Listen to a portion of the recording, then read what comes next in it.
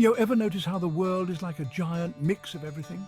We got different languages, foods, music, you name it. It's like a never-ending buffet of awesome. And that, my friends, is cultural diversity.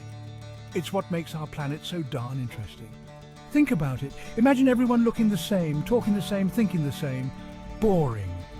It'd be like watching the same episode of a bad reality show on repeat. No thanks.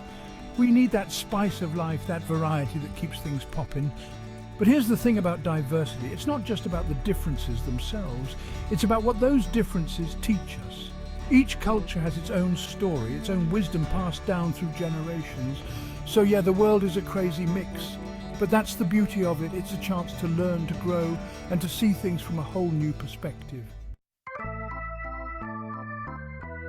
Now let's talk family. No matter where you go in the world, family is important.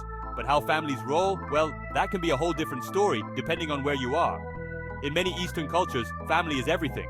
We're talking multi-generational households, respect for elders is paramount, and family decisions are made collectively.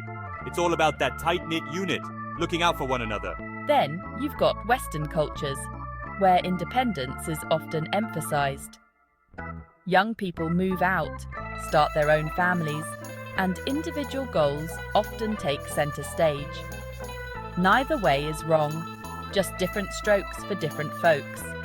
But understanding these different approaches to family can help us avoid some serious cultural faux pas. We've all been there, right? That awkward moment when you say something totally normal in your culture, but it's met with blank stares or even offense in another. Take communication styles, for example. In some cultures, direct communication is key. You say what you mean, no beating around the bush. But in other cultures, being too direct can be seen as rude. It's all about subtlety and reading between the lines. And don't even get me started on body language.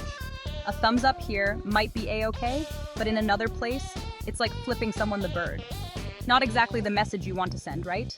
The point is, cultural differences can lead to some hilarious and sometimes not so hilarious misunderstandings. So how do we navigate this global village of ours without stepping on each other's toes? It's simple, really. It's all about respect, curiosity, and a willingness to learn. Instead of judging someone because they do things differently, ask questions. Get to know their customs, their beliefs, their stories. You might be surprised at what you learn, and you might even discover some common ground.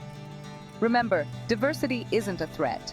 It's an opportunity to connect, to grow, and to build bridges of understanding in a world that often feels more divided than ever.